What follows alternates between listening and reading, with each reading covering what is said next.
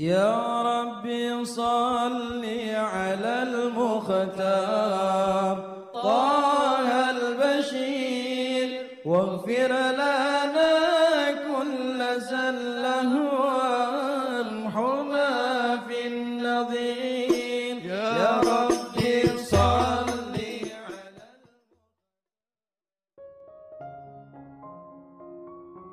Bismillahirrahmanirrahim. Alhamdulillahirabbil alamin. Allahumma shalli wa sallim ala sayyidina Muhammadin wa ala ali sayyidina Muhammadin miftahi babi rahmatillah adada ma fi ilmillah salatan wa salaman daimaini bidawami mulkillah. Assalamualaikum warahmatullahi wabarakatuh. Sahabat online yang dirahmati Allah, alhamdulillah kita bisa berjumpa kembali. Mudah-mudahan kita senantiasa diberikan kesehatan, umur panjang fi taatillah, juga senantiasa mendapatkan taufik dan hidayah dari Allah Subhanahu wa taala. Pada pertemuan kita kali ini, mari kita ngaji bareng Habibana Novel bin Muhammad Al-Idrus tentang dahsyatnya kekuatan cinta kepada baginda Rasulullah Shallallahu Alaihi Wasallam. Judulnya Kangen. Pernah kangen? Ah, bohong. Ibu pernah kangen? Orang kangen itu kira-kira, saya nanya sama bapak-bapak deh, pernah nggak dikangeni? Pernah. Kalau bapak makomnya dikangeni ya. Kalau ibu makomnya kangen ya bu ya. Nah, bapak-bapak dikangeni. Tapi saya mau nanya sama bapak-bapak, pernah enggak kangen gitu? Pernah. Kangen itu enak atau enggak enak? Enggak enak. Enggak enak. Kangen itu enggak enak. Kalau enggak ketemu yang dikangeni. Makanya saking sayangnya baginda Muhammad sallallahu alaihi wasallam kepada umatnya, kepada siapapun yang mencintai beliau, baginda Muhammad sallallahu alaihi wasallam, Rasul menyatakan jangan jadikan peristirahatan terakhir yaitu kuburku, makamku, aidan. Jangan dijadikan sebagai hari raya yang didatangi itu cuma setahun sekali. Kalau kalian memang tempatnya itu jangan khawatir, bersolawatlah kepadaku, karena dimanapun kalian berada, solawat kalian sampai kepadaku, salam kalian sampai kepadaku. Maka untuk orang-orang yang hatinya bergejolak rasa rindu, kangen kepada Nabi Muhammad SAW, maka solawat adalah penawar rindu. Ya Rabbi salli ala Muhammad, Ya Rabbi salli alaihi wa sallim. Ya Rabbi salli ala Muhammad, Ya Rabbi salli alaihi wa sallim. Begitu kita sholawat dan salam, maka kanjeng Nabi Muhammad SAW menjawab, salamku juga untukmu. Salamku juga untukmu. Maka ketika salam bertemu salam, salam bertemu salam, saat itulah ruh kita nyambung dengan ruhnya Nabi Muhammad SAW. Kenapa? Karena kanjeng Nabi kalau ngasih salam ya tenanan, untukmu, difokuskan untuknya, disebutkan namanya Fulan bin Fulan, salamku juga untuk Fulan bin Fulan, alamatnya jelas, nyambung. Makanya begitu kita ini sholawat dan salam, ada balasan langsung salam dari Nabi Muhammad sallallahu alaihi wasallam. Karena itulah nanti orang yang udah ahli sholawat, orang yang hidupnya sholawat, mau duduk sholawat, mau bangun sholawat, mau melakukan apapun yang baik dia ucapkan sholawat kepada Nabi Muhammad SAW, maka begitu dia itu sholawatnya berkurang, dia akan merasa, kok saya jauh ya dari Nabi Muhammad SAW. Begitu sholawatnya berkurang, dia merasa, kok saya jauh dari Nabi Muhammad SAW. Begitu dia nambah sholawat, dia merasa dekat dengan Nabi Muhammad sallallahu alaihi wasallam. Karena dalam sebuah hadis Rasulullah SAW menyatakan, sesungguhnya yang paling dekat denganku di antara kalian semua di hari kiamat kelak adalah dia yang paling banyak bersolawat kepadaku. Jadi solawat ini melipat jarak. Mau 1400 tahun kemudian, mau 2000 tahun kemudian, mau 10.000 tahun kemudian, siapa yang solawat langsung nyambung dengan Nabi Muhammad SAW. Bu, ibu, pernah kangen? Yakin? Sampai nangis? Pernah enggak kangen sama kanjeng Nabi SAW sampai nangis? Ya Nabi salam alaika, ya Rasul salam alaika, ya Habib salam alaika, salawatullah alaika, Allah ya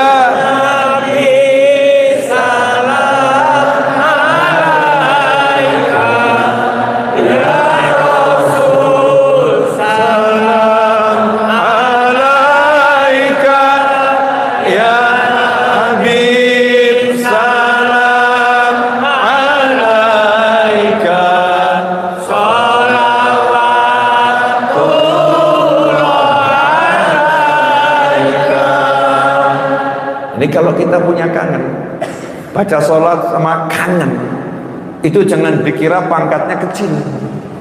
Jangan dikira pangkatnya kecil. Mau saya jelaskan. Kangen. Banyak orang membahas tentang kiamat. Mungkin karena kita pernah lihat di YouTube, tanda-tanda datangnya kiamat, ciri-ciri datangnya kiamat. Akhirnya takut. Kiamat dekat, takut. Hidupnya penuh ketakutan. Ya, hidupnya penuh ketakutan. Saya mau nanya dikit saja untuk pemirsa di mana antum berada, tolong renungkan. Kalau kita ini belajar ilmunya Allah, alias belajar ilmunya,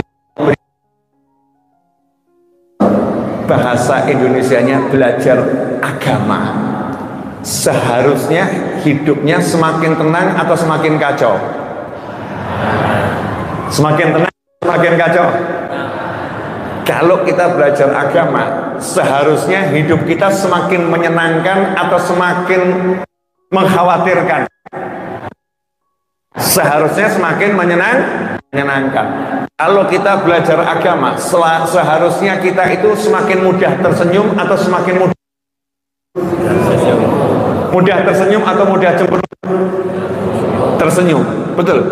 Jadi kalau kita belajar agama, semakin mudah cemberut, hidupnya semakin berantakan, sikapnya semakin gak bener, berarti ini belajar agamanya bener atau salah? Agamanya atau belajarnya? Agama nggak mungkin salah, Islam nggak mungkin salah, tapi belajarnya bisa jadi salah. Contoh, kiamat, bab kiamat. Bab kiamat ini disampaikan oleh kanjeng Nabi Muhammad SAW untuk membuktikan mukjizat beliau sebagai manusia yang terhebat, sebagai manusia yang Allah beri rahasia jagat raya. Ya, maka Rasul SAW sesekali bukan kanjeng Nabi kemudian mengumpulkan sahabat ceramah bab kiamat. Enggak. Sesekali. Dan kanjeng Nabi SAW membahas kiamat itu hanya pada kelompok-kelompok yang memang layak mendapatkan pelajaran tentang kiamat. Tapi apa yang terjadi terhadap orang awam seperti kita, suatu hari Nabi Muhammad sallallahu alaihi wasallam lagi berceramah, mau'izah hasanah, memberikan ilmu kita kepada para sahabat radhiyallahu taala anhum ajma'in. Lagi khusyuk-khusyuknya sahabat mendengarkan, adabnya orang cari ilmu itu niru bagaimana sahabat cari ilmu. Sahabat kalau cari ilmu duduknya itu diam, tenang, sekujur tubuhnya tidak bergerak, sehingga dikatakan ka'anna ala ru'usim at-thair, seakan-akan di atas kepala para sahabat sedang bertengger seekor burung, saking tenangnya. Kira-kira mirip tidak sama ibu-ibu kalau hadir pengajian? Bu, mirip tidak sama ibu-ibu kalau hadir pengajian? Mirip, mirip. Ya, sekian persen. Ya, sekian persen. Tenang sahabat. Jadi kalau ada yang nggak tenang, berarti itu bukan dari kalangan sahabat yang biasa duduk bersama Nabi Muhammad Sallallahu Alaihi Wasallam. Sahabatnya Nabi SAW duduk diam. Tiba-tiba kok datang satu orang teriak-teriak. Udah jelas ini bukan dari kelompok sahabat yang biasa duduk bersama Nabi Muhammad SAW. Berarti orang ini orang Jawa. Berarti orang ini bukan orang yang rutinan ikut majelis. Berarti orang ini bukan talibul ilm, bukan dari ilmu. Ya dimaklumi, nggak dikatakan sopo iku enggak, dimaklumi.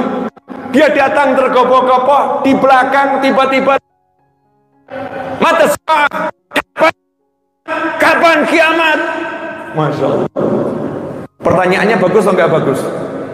Bagus. Semangat atau enggak semangat? Semangat. Sampai hari ini tidak dijawab oleh Nabi Muhammad SAW. Jelas-jelas ada orang nanya, mata sa'ah, kapan kiamatnya wahai Nabi Muhammad SAW? Sama kanjeng Nabi enggak dijawab. Sampai hari ini sahabat yang satu itu tidak dijawab.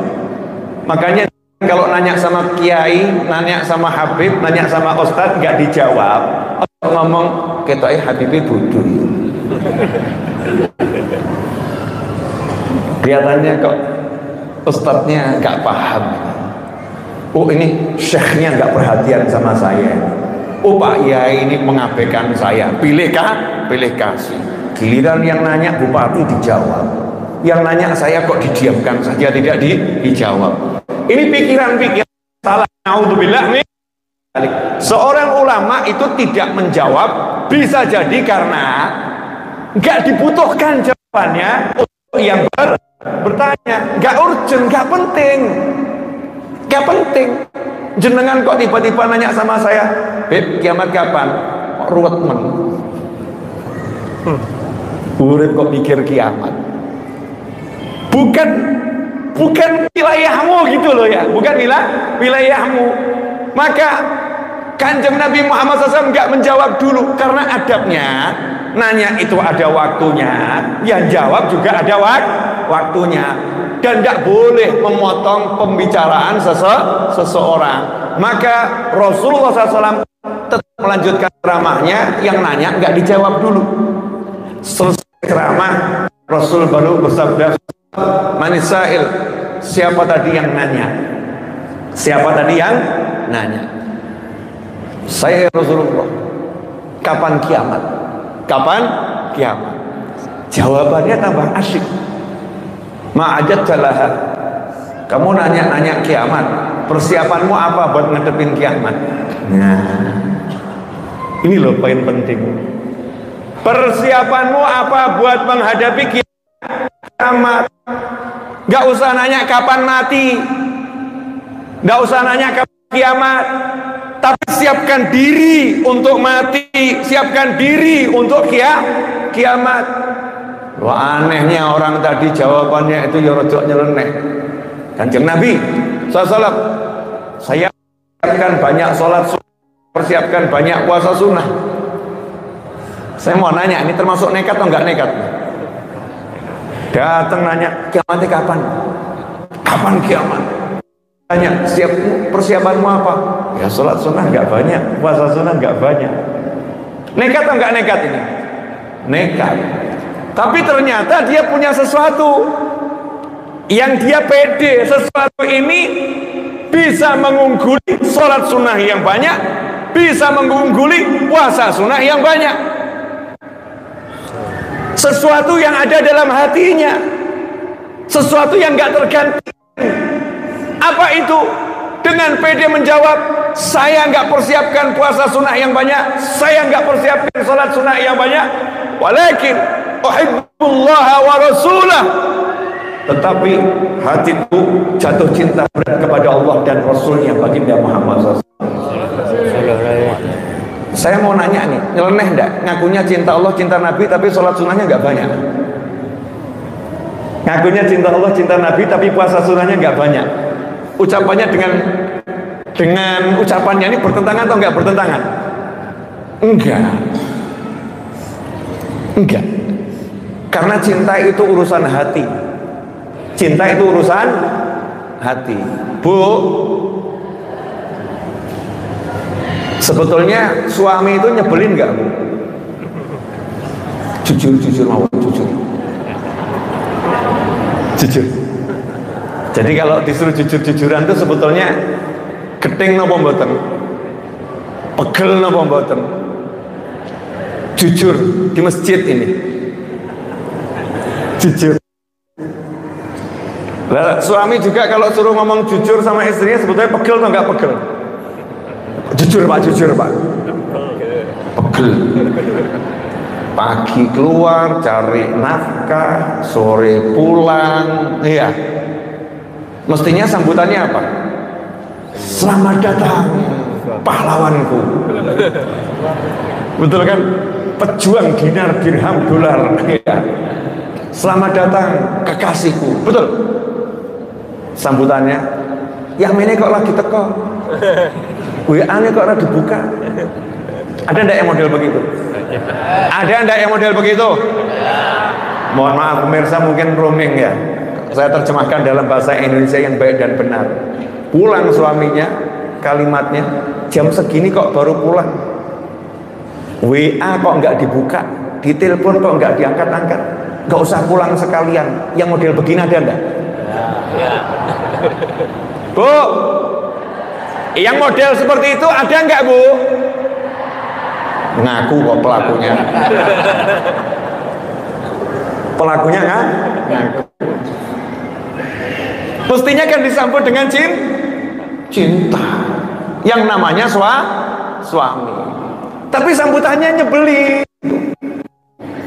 Suaminya itu sebetulnya kesel juga kalau diperlakukan seperti itu. Istri, Masya Allah, hamil 9 bulan, melahirkan anak 4. Berarti 9 kali 4 itu. Ya, hamilnya banyak atau ya? Pertaruhan nyawa. Terus buatkan makan untuk suami, ngurusi anak, dan lain sebagainya. Sudah capek seperti itu, suaminya ngomong, kamu jadi istri tidak pernah perhatian sama aku. Ini lanang model Bu. Bu, kalau ada suami seperti itu, enaknya diapakan, Bu?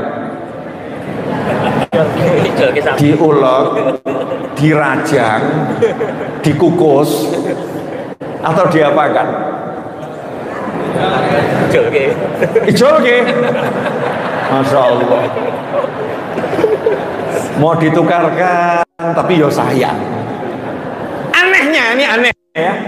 Sikapnya suami yang seperti itu, sikapnya istri yang seperti itu, rumah tangganya langgeng, alhamdulillah. Betul. Sampai ada seorang temannya berusaha ngompori, suami seperti itu, mau tadi ijol ke wae. Tadi kompor tadi. Tukarkan saja. Nah yang ngompori ya lanang. Lah sapa? Aku. Masya Allah. Apa jawaban sang istri? Perlakuannya memang seperti itu, tapi aku mencintainya. Jadi memang cinta itu tak ada logika. Kalau udah bicara cinta, nah, betul. Kalau udah bicara akal pun sirna. Maksud saya ngomong begini apa? Dalam hukum cinta, kadang-kadang orang yang jatuh cinta Suami ditanya, kamu cinta nggak sama istrimu? Cinta. Lah kok mbok pisoi terus? Ayo ngene iki aku. Sedih saya itu sebetulnya. Mulut saya ini loh, mulut saya masih begitu. Tapi kalau hati saya cinta. Hati saya cinta. Makanya para ulama mengatakan perbuatan fisik tidak bisa menghapuskan nilai cinta di dalam hati. Jadi Allah itu maha adil. Hati yang mencintai ini ya ada ukurannya. Fisik yang masih berbuat salah itu ya ada ukurannya. Tapi hati yang mencintai ini tidak akan hilang cinta, karena fisiknya melakukan hal-hal yang seakan-akan bertentangan dengan kata cinta. Contoh seperti tadi yang saya sampaikan, sahabat ini datang jelas-jelas ngaku, saya nggak punya puasa sunnah, saya punya sholat sunnah banyak, tapi saya cinta Allah dan Rasulnya. Aneh atau enggak aneh? Seharusnya kalau orang cinta Allah dan Rasulnya ngomong gimana? Aku cinta Allah dan Rasulnya, makanya sholatku banyak, puasaku banyak, zikirku banyak. Seharusnya begitu kan? Tetapi dalam kejadian ini nggak begitu. Saya nggak punya sholat sunnah banyak, saya nggak punya puasa sunnah banyak, walakin hibbullah wa rasulah. Dengan pede mengatakan, tapi aku cinta Allah dan Rasulnya. Sekarang saya mau nanya sama antum dan sama diri saya sendiri, kira-kira maksiat kita banyak enggak? Jujur mau. Banyak. Zikir kita ini termasuk zikir golongan munafik atau mukminin? Sepuranipun kang kathah ya, ini seakan-akan pedes Habib Novel ngomongnya ya. Zikirnya jenengan ini termasuk zikir golongan munafik atau golongan mukminin? Tahu enggak zikir golongan munafik? La yadhkurunallaha illa qalila, katanya Allah dalam Al-Quran. Orang-orang munafik itu zikir, tapi zikirnya cuma sedikit. Tapi kalau orang beriman, alladzina yadhkurunallaha qiyaman wa qu'udan wa 'ala junubihim, orang-orang yang beriman itu selalu zikir, berdiri zikir, duduk zikir, berbaring zikir. Enggak ada kondisi hidupnya yang tidak berzikir, zikir terus. Jadi jujur, kita ini kalau diukur bab zikir masuk golongan mana? Ya, makanya jangan sok gaya. Wah, aku zikir, alah golongan munafik. Dikit. Suruh sholawat pagi 10 kali, sore 10 kali aja nggak dijalani, nggak dijalani.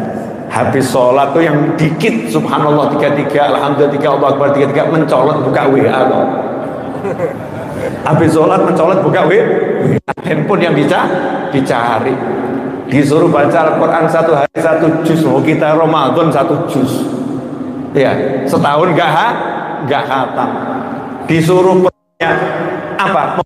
La ilaha illallah, perbanyaklah mengucap la ilaha illallah. Lagi diajak tahlilan, sudah jelas dikondisikan. Untung ada yang mengkondisikan. Kalau tidak ada yang mengkondisikan, nggak pernah terkondisikan. Coba kapan terakhir duduk zikir la ilaha illallah, la ilaha illallah? Kesadaran sendiri hampir nggak pernah. Kalau ada tetangga meninggal dunia, insya Allah la ilaha illallah. Ngapain? Tahlilan. Coba kalau nggak ada tahlilan tersebut, itu la ilaha illallah nggak tersebut sama kita, karena dikondisikan. Alhamdulillah masih mengucap la ilaha illallah, tapi cuma sedikit. Sedekah, masya Allah, sedekah kita ini apa sudah istiqomah tiap hari? Paling minim. Saya mau nanya sama ibu-ibu, sedekah yang paling murah dan paling bagus itu apa? Senyum ya Bu ya. Coba kapan terakhir kali engkau berikan senyum ikhlasmu untuk suamimu? Saya nggak ngomong orang lain. Tiap hari kan ketemu sama suami, tiap hari ketemu sama istri, tiap hari ketemu sama anak, tiap hari ketemu sama orang tua. Wah, kita yang kemudian lihat orang tua, lihat anak, mesem senyum mengatakan, anakku masya Allah, ayo nih masya Allah. Kapan terakhir? Yang ada, masya Allah. wajahnya nggak enak. Zikir sedikit, sedekah sedikit, qiraatul Quran sedikit, sholat sunnah rawatib hampir nggak dilakukan. Alhamdulillah ada Ramadan dipaksa ikut tarawih, itu pun minta diskon. Itu pun minta diskon. Kalau imamnya kepanjangan diganti imam yang lain. Imam ini nggak layak jadi imam, nggak tahu kondisi makmum. Masya Allah. Apa coba? Amal kita yang bisa kita banggakan apa? Sholat 5 waktu pol ya itu pun kondisinya ngenes. Kadang berjamaah, sering sholat sendiri. Kapan terakhir kali kita sholat berjamaah bersama pasangan hidup, berjamaah bersama anak? Kapan? Ngenes. Tapi kalau ditanya, kamu cinta Allah enggak? Cinta. Kamu cinta Kanjeng Nabi SAW enggak? Cinta. Nah kok ngono? Lah iya. Betul kan ya? Saya cinta, tapi ya namanya setan itu ada. Namanya nafsu itu menggoda. Yang namanya manusia ya begini. Tapi kalau ditanya cinta. Kita kembali pada sahabat tadi. Saya nggak punya amal apa-apa gitu ya, tapi cinta Allah dan Rasulnya. Apakah Nabi Muhammad SAW menjawab begini? Apakah begini? Nah kalau cinta ya sholatnya sunnah banyak dong. Kalau cinta puasa sunnahnya banyak dong. Apakah begitu? Tidak. Karena sahabat ini betul-betul mengatakan aku cinta. Maka jawaban Nabi Muhammad SAW, anta ma'aman ahbabta yuhsyarul mar'u ma'aman ahab. Kamu bersama yang kamu cintai. Allahumma shalli. Ya. Kamu bersama cinta. Seseorang akan dikumpulkan bersama yang dia cintai. Waktu Nabi SAW menjawab seperti itu, sahabat semua mendengarkan. Itu sahabat senangnya luar biasa, bahagia. Kenapa? Karena sahabat itu sholat, puasa, zikir, jihad, sedekah. Cita-citanya cuma satu, bagaimana caranya bisa kumpul terus dengan Nabi Muhammad SAW. Sahabat ini banyak zikir, bukan pengen masuk surga, bukan, tapi pengen berada di surga bersama Nabi Muhammad. Pengen kumpul Nabi, itu intinya. Pengen bersama Nabi Muhammad SAW, itu intinya. Makanya sahabat sedih, wah nggak mungkin kita masuk bisa kumpul sama Kanjeng Nabi Muhammad SAW. Siapa kita, siapa Rasulullah? Beda kelas kita, beda makom kita. Kanjeng Nabi kumpulnya sama nabi-nabi, rasul-rasul. Nah kita nanti kumpul-kumpul tapi nggak ketemu Nabi di akhirat, nggak kumpul sama Nabi. Karena amalan kita nggak mungkin bisa mengejar amalan Nabi Muhammad Sallallahu Alaihi Wasallam. Maka begitu Rasul mengatakan anta ma'aman ahbabta, kamu bersama yang kamu cintai, maka radhiyallahu ta'ala anhum senangnya luar biasa, diwakili oleh pelayan Nabi Muhammad SAW, pembantunya Rasulullah SAW yang Anas bin Malik. 10 tahun beliau radhiyallahu ta'ala anhu bersama Nabi Muhammad SAW. Apa kalimatnya? Saksikanlah, cinta Allah, aku cinta Abu Bakar, aku cinta Umar, dan aku ingin dikumpulkan karena cintaku bersama mereka semua. Ini berarti ada tambahan ya, cinta Allah, cinta Rasulullah, cinta Umar, mengungkapkan. Nah, jenengan cinta Allah, cinta Rasulullah punya kiai enggak? Nah, ngomong, aku cinta Allah, aku cinta Rasulullah, aku cinta kiaiku. Aku cinta Allah, aku cinta Rasulullah, aku cinta ustazku.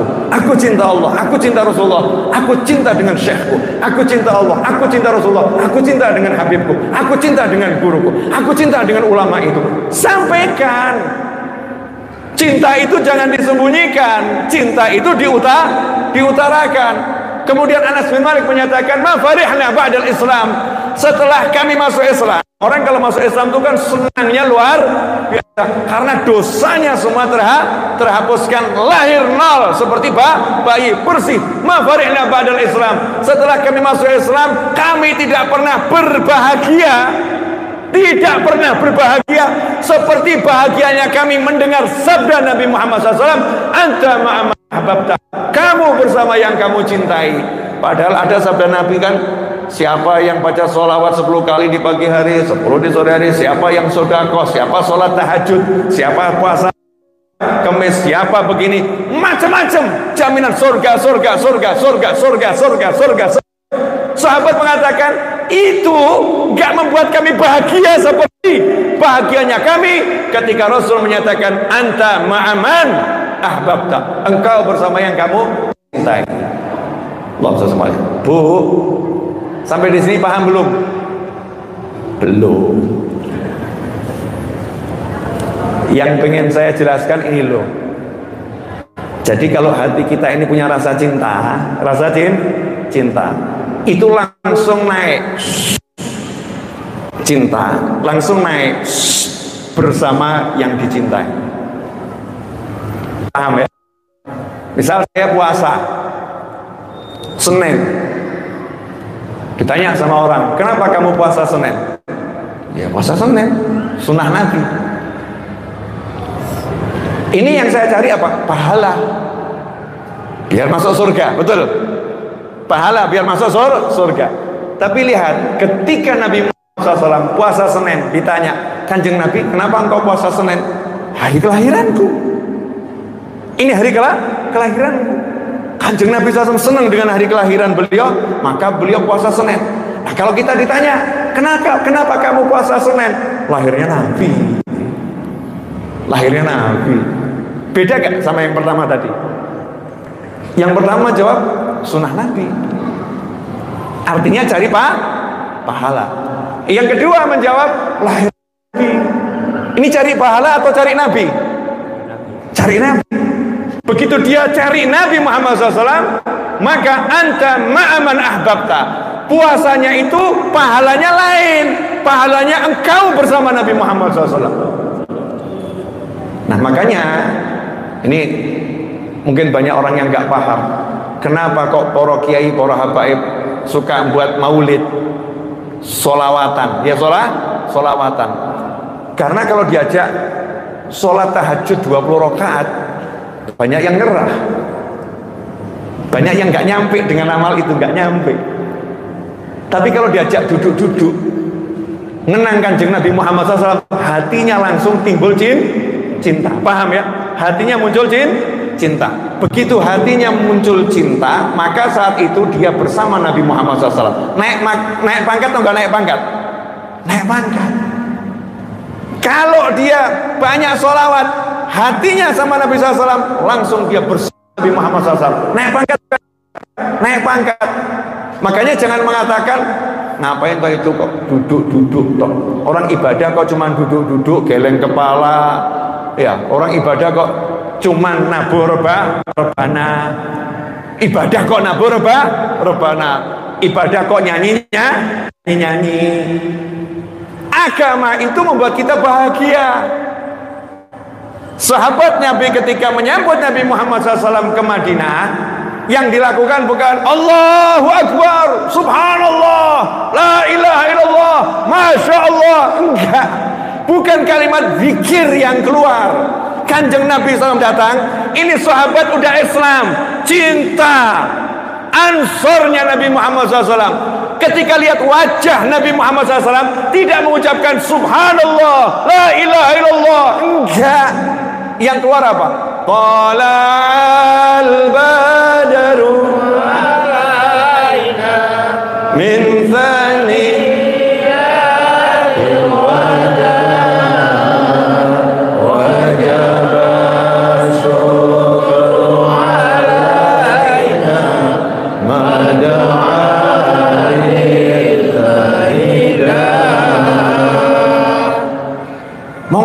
alhamdulillah saja tuh bahasanya sahabat gak alhamdulillah.